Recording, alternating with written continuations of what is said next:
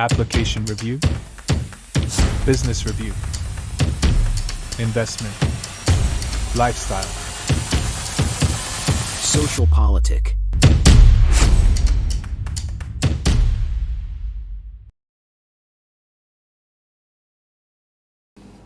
Halo Bapak Ibu, saudara-saudari sekalian, lovers and haters. Salam cerdas Indonesiaku. Jumpa lagi kita pada kesempatan kali ini. Bagi Anda yang belum subscribe channel saya, silakan subscribe channel saya. Tekan loncengnya agar Anda dapat notifikasi setiap kali saya mengupload video-video saya. Oke, kali ini masih berhubungan dengan PSN PIK 2. Kali ini muncul, ya sudah beberapa saat yang lalu ya, seseorang yang namanya Charlie Chandra. Sebenarnya nama Charlie Chandra ini bukan orang baru sih ya, sebelumnya sudah ada kasus. Tapi nantilah sambil jalan saya bahas kasusnya ya. Tapi kali ini dia muncul lagi, intinya dia ngaku menjadi korban dari PSN PIK 2 gitu. Nah, kita lihat ya, bener nggak yang dia ngomong gitu ya. Nah, kita lihat dulu nih ya, ini ada video YouTube ya. YouTube dari sebuah channel apa itu, atau Sastro atau apa saya lupa ya. Ini judulnya Charlie Chandra korban PSN PIK 2. Wah, judulnya meyakinkan ya. Judulnya meyakinkan. Nah, di videonya juga kira-kira seperti itu yang dibicarakan sesuai dengan judul dari video tersebut. Kita lihat sedikit saja ya cuplikan videonya dari channel itu. Yuk. Saya harus setuju tidak mendapatkan ganti rugi, menyerahkan sertifikat, dan saya harus mencabut gugatan saya kepada Agung Sedayu dan Petun. Pertama-tama, saya ini adalah pemilik yang sudah memiliki tanah ini selama 35 tahun. Apapun alasannya, itu tidak adil. Tanpa putusan pengadilan, hak saya tiba-tiba hilang. Anda lihat ya, dia bicara seperti hampir mau menangis gitu ya, bahwa satu, seakan-akan dia harus menyerahkan tanahnya ke Agung Sedayu, dalam ini PSN PIK 2 gitu ya. Ya kira-kira sesuai judulnya ya. Yang hubungannya ujung-ujung Pak Aguan lagi, ya kan? Dia harus menyerahkan tanpa ganti rugi padahal dia sudah menguasai tanah itu 35 tahun. Wah, Anda dengar lagi lah videonya ya. Saya mah simpel-simpel aja. Jadi intinya dia korban lah, dizolimi gitu ya. Nah, kita akan lihat nih pelan-pelan, bener nggak dia korban, ya. Nah, kemudian menariknya lagi, ya seperti biasa lah, ini basarnya kubu sebelah gitu ya, Refli Harun ya, sama dengan lantangnya dengan PD-nya. Saya takutnya ntar dia digugat balik nih ya sama kuasa hukum Agung Sedayu ya. Ini dia bikin podcast ya. Ini korban PIK 2 Aguan. Wah, kayak yakin banget dia bahwa Charlie ini adalah korbannya Aguan. Ya, si Charlie Chandra ini bukan Chandra Teja lu ya, Charlie Chandra ya. Refli Harun ini yakin banget bahwa apa yang diutarakan Charlie Chandra pastilah ke dia dianggap kebenaran ya. Kemudian ini juga lah dia kayaknya muncul di mana-mana nih ya Charlie ya. Mau mencari simpati lah kira-kira. Ini di kanal Anak Bangsa nih ya. Disebut Charlie melawan penguasa PIK. Kebenaran berpihak kemana? Nah ini biasalah ya, karena Anak Bangsa ini makin kesini makin kesana juga. Saya cuman takutnya ntar digugat balik dia ya sama Agung Sedayu. Oke, nah kemarin bro, 2 hari yang lalu lah saya sudah bahas PSN PIK 2 ya, hubungannya dengan Said Didu. Kalau yang di video di dalam itu bilang Said Gaduh gitu ya, yang menuduh Pak Aguan begini begitu ya. Anda nonton lagi lah video saya. Nah ini singkat aja ya. Ternyata PSN PIK 2 ini kalau kita lihat ya, Anda bisa lihat lah di media-media. Di sini misalnya ada berita bahwa PSN PIK 2 disebut serap 6.500 tenaga kerja. Kalau Anda jalan-jalan ke PIK 2 itu ada beberapa ya tempat wisata, restoran, banyak dah. Totalnya ada 6.500 tenaga kerja ya yang diserap di PIK 2. Tak ada satupun asing. Ya, waktu pembangunan adalah asing ya, karena untuk mengangkut pasir dari Lampung ke sana itu kan bekerja sama dengan sejumlah kontraktor dari negara asing. Tapi setelah jadi tempat itu tempat berkarya bagi orang-orang Indonesia, bukan warga asing. Kalau ada yang bilang, oh itu ada asingnya yang di sana, itu enggak lah, waktu pembangunan betul. Nah, kita lihat ya, apa sih sebenarnya nih si Charlie Chandra ini, masalahnya apa? Kenapa dia di beberapa podcast disebut-sebut sebagai korban PSN PIK 2? Ya. Nah, di sini nih mulai keras nih. Kita lihat ya. Ini pengacaranya dari Agung Sedayu ya, yaitu Pak Muanas Alaidit ya. Dia bongkar sosok asli Charlie Chandra. Pak Muanas bilang sok suci, maling, teriak maling. Wah, ini panas nih ya. Ntar kita lihat mana nih yang benar nih ya. Nah, kita lihat dulu nih pernyataan Pak Muanas.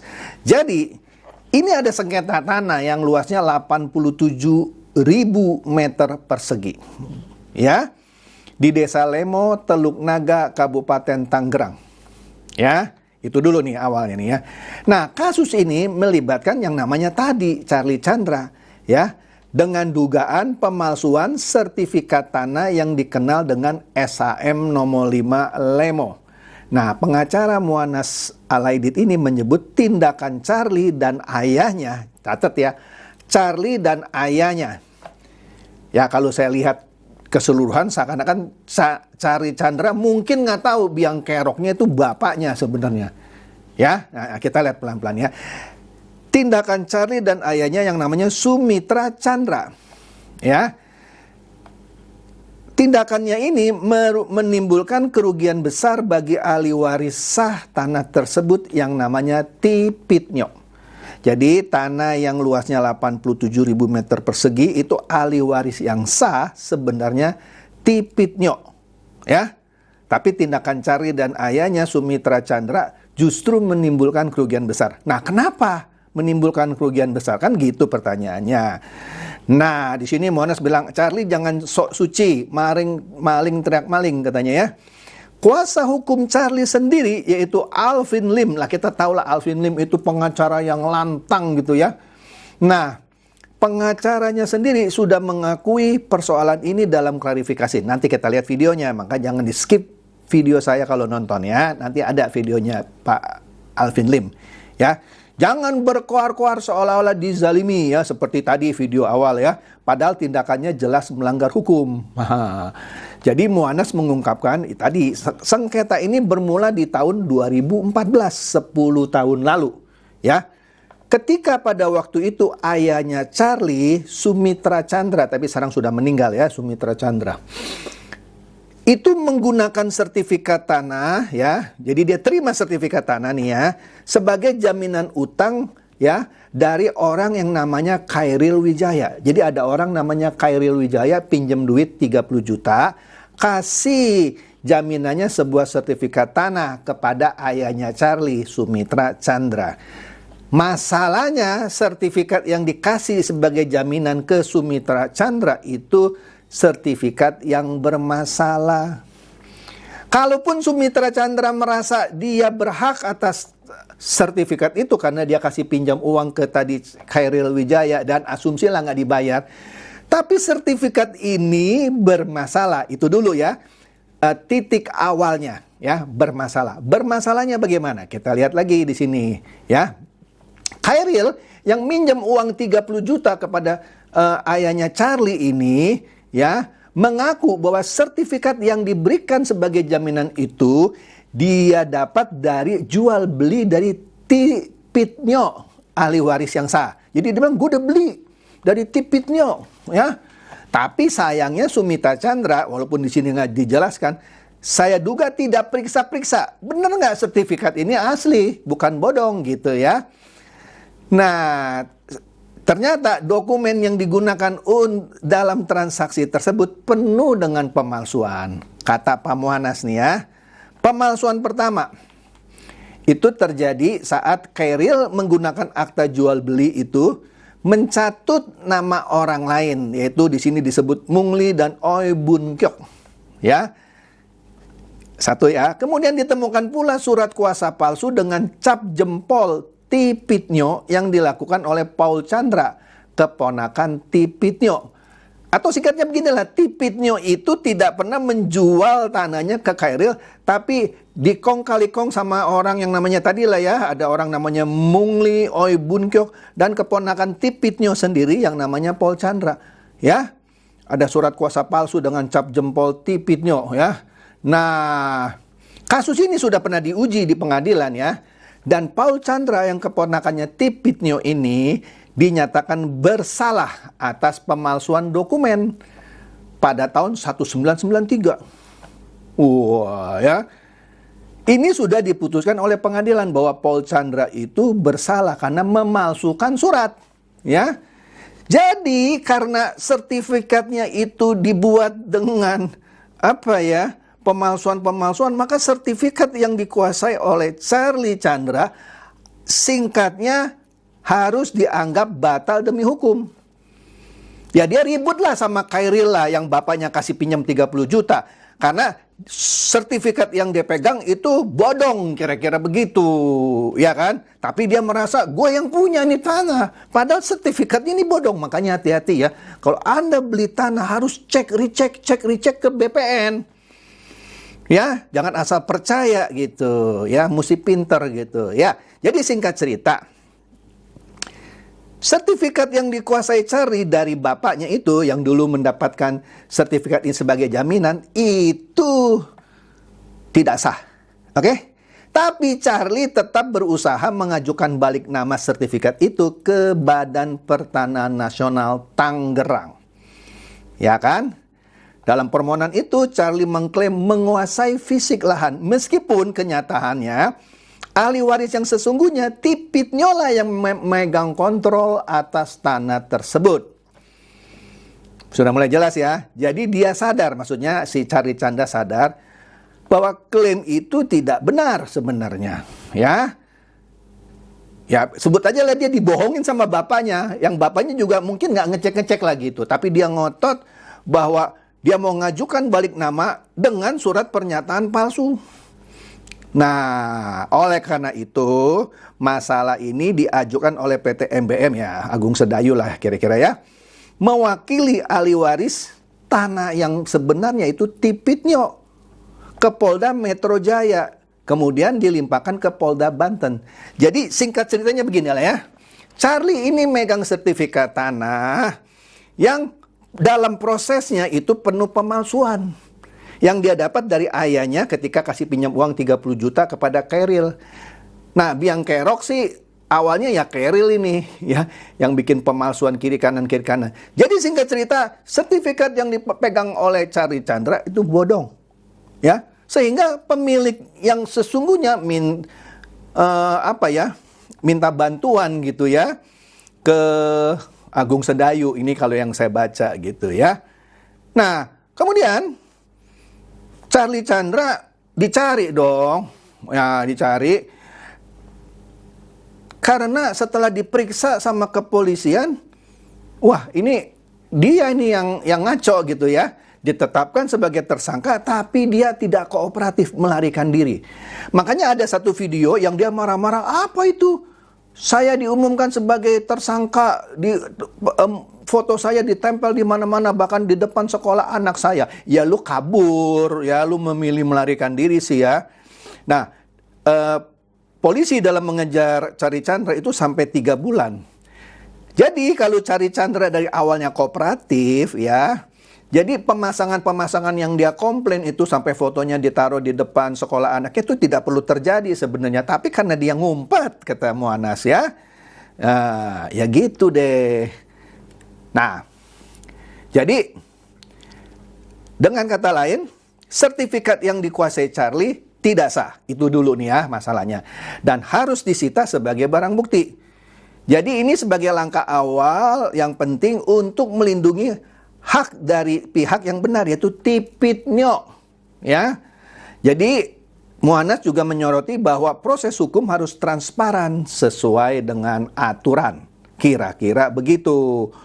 Jelas ya? Jadi Singkatnya, Charlie punya sertifikat tanah betul, tapi bodong lah kira-kira gitu ya. Sehingga harus disita. Itulah yang dia klaim di video pertama. Dia harus menyerahkan tanahnya tanpa ganti rugi, lalu punya tanah nggak bener kok gitu ya. Nah ini berita pertama nih ya. Jadi jelas dari sini kalau Anda perhatikan tadi uraian saya, dokumen atau sertifikat yang dipegang oleh Charlie itu adalah dokumen yang tidak benar, ilegal. Jadi hukum harus memberikan perlindungan kepada pihak yang dirugikan, yaitu Tipitnyo. Ya, jadi di sini kasus Charlie Chandra ini menjadi contoh nyata bagaimana sengketa tanah dapat melibatkan rangkaian pemalsuan dokumen sehingga menjadi pelanggaran hukum yang serius. Ya, nah jadi dengan langkah yang tegas dari pihak berwenang, diharapkan sengketa ini dapat diselesaikan secara adil untuk memberikan kejelasan hukum bagi semua pihak. Nah, oke ya. Kemudian setelah dia DPO ditangkap kan, masuk penjara. Nanti kita lihat nih videonya Alvin Lim. Nah, ujung-ujungnya terjadilah kesepakatan dia tidak lagi menggugat Agung Sedayu atau PSN PIK 2 gitu ya. Tapi setelah ada, ya pokoknya dia salah kan, sudah dipenjara kan. Nah, supaya tidak dipenjara, ya pihak pelapor harus mencabut gugatan dong, atau gugat aduan.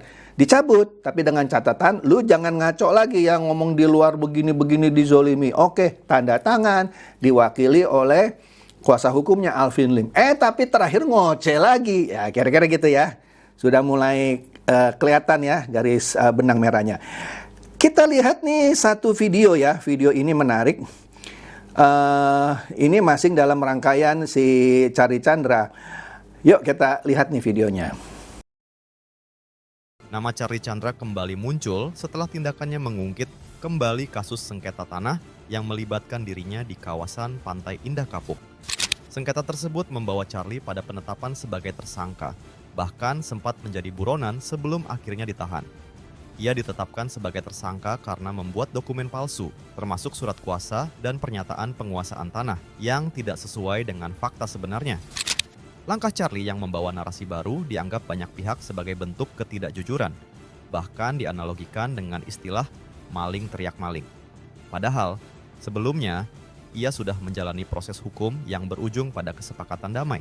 Hal ini menuai kritik tajam dari kuasa hukum lawannya, Mu'anas Alaidit, yang menyebut narasi Charlie tidak lebih dari upaya manipulatif untuk membangun simpati publik. Bahkan Alvin Lim, yang pernah membantunya keluar dari penjara, menyayangkan tindakan Charlie yang tidak menghormati upaya mediasi dan dianggap telah melanggar kesepakatan perdamaian. Banyak pihak menilai langkah Charlie sebagai bentuk arogansi yang merusak integritas kesepakatan hukum. Kritik ini semakin tajam ketika dikaitkan dengan keterlibatannya dalam kelompok Said Didu yang dinilai sering memanfaatkan isu sensitif untuk provokasi. Sikap Charlie dianggap sebagai strategi murahan untuk menghindari tanggung jawab, sekaligus menciptakan kebisingan di ruang publik demi kepentingan pribadi. Makin jelas ya. Jadi narasi-narasinya sekarang bahwa dia dizolimi, ketika dia dicari, fotonya ditempel-tempel. Ya lu lagi dicari sih, lu ngumpet gitu ya 3 bulan. Dianggap sebagai suatu narasi murahan gitu ya. Mau mencari simpati publik, apalagi dia sekarang tanda kutip lah bergabung dengan Said Didu ya, yang juga udah saya bahas kemarin-kemarin ya. Jadi jelas ini untuk menciptakan kebisingan saja ya. Ya supaya orang simpati sama dia. Wah, dia dizolimi nih sama oligarki, sama penguasa, sama pemerintah. Kira-kira begitu. Kan aduh. Yuk ada lagi nih video yang satu lagi nih ya. Lihat.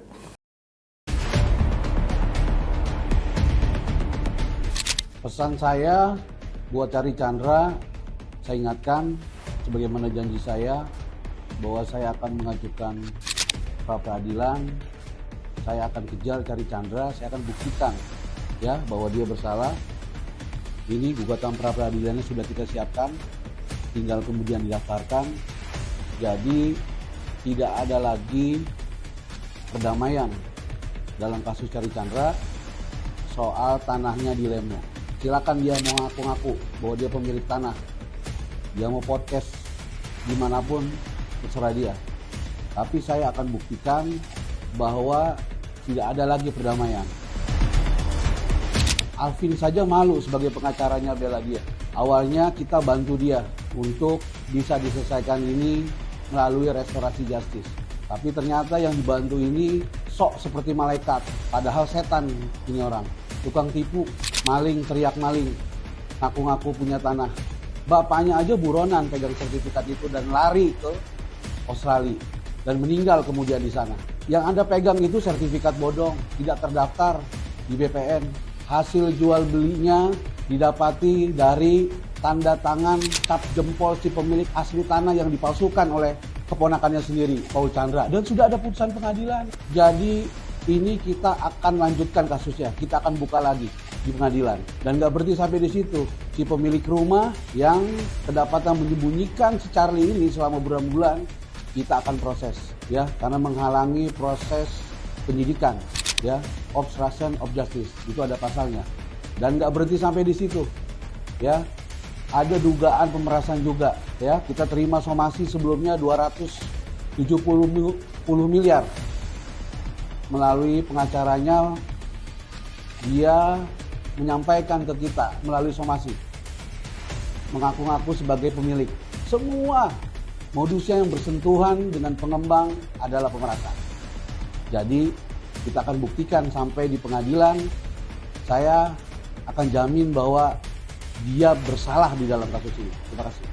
Nah, jelas ya penjelasan Pak Muanas Alaidit ya, bahwa satu sertifikat yang dipegang oleh Charlie seperti yang sudah saya jelaskan bodong lah ceritanya ya. Jadi jangan seakan-akan sok suci sekarang tampil sebagai orang apa ya yang tidak bersalah, dizolimi. Padahal dia tadi Pak Muanas bilang maling, teriak maling. Nanti dia akan buka lagi kasusnya. Padahal sebelumnya udah damai. Pak Muanas juga bilang pengacaranya itu Alvin Lim yang membantu dia yang sehingga terjadi perdamaian. Jadi malu sekarang. Ntar saya kasih lihat videonya ya. Dan orang yang ngumpetin Charlie Chandra selama 3 bulan ketika waktu itu DPO juga sekarang akan diproses ya. Ada satu statement cuman nggak ada di video ini. Mereka yang tadi contoh ya video-video yang membantu Charlie Chandra seakan-akan menempatkan Charlie Chandra adalah korban dari PSN PIK 2, korban dari oligarki, pemerintah dan lain-lain juga akan digugat kecuali diturunkan gitu videonya. Aduh, mantap banget ini ya. Nah, kita lihat lagi nih ya. Ini berita ini mantap nih ya. Kita lihat nih dari Investing ya. Apa ini bilang? Tanggapi perseteruan Charlie Chandra dengan Aguan soal PIK 2. Alvin Lim menyayangkan sikap mantan kliennya. Ya, ntar kita lihat videonya. Warta Kota juga menurunkan berita yang kurang lebih sama bahwa sudah ada perjanjian damai, katanya ya. Alvin Lim akhirnya kecewa kepada kliennya sendiri yaitu Charlie Chandra yang kembali korbankan perang dengan PIK 2. Padahal sudah damai. Sudah damai. Dan karena perdamaian itu si Charlie Chandra bisa dikeluarkan dari penjara. Sudah dikeluarkan dari penjara, ngoceh lagi, ngajak perang lagi. Ya sudah, kali ini nggak diampunin dia, ya diproses dia. Aduh, kasihan lu Charlie ya. Nah ini Kupas Merdeka juga sama, dia menayangkan berita dari founder atau pendiri dari Quotient Center yaitu Pak Alvin Lim bahwa Charlie Chandra itu langgar perjanjian damai dengan Aguan terkait PIK Jakarta Utara. Mantap banget ya. Nah, kita simak nih ya videonya dari siapa ini? Dari Alvin Lim ya, bekas pengacaranya Charlie Chandra ya, yang mengusahakan perdamaian dengan Pak Aguan. Yuk. Ya, tapi saya bikin video ini penting dan perlu karena kenapa ya? Saya nggak mau kita ini lawyer jadi dianggap menjolimi, bahkan menindas atau dianggap tidak komit dengan perjanjian perdamaian, teman-teman ya. Jadi saya mau berbicara dikit tentang kasus yang melanda Charlie Chandra, teman-teman.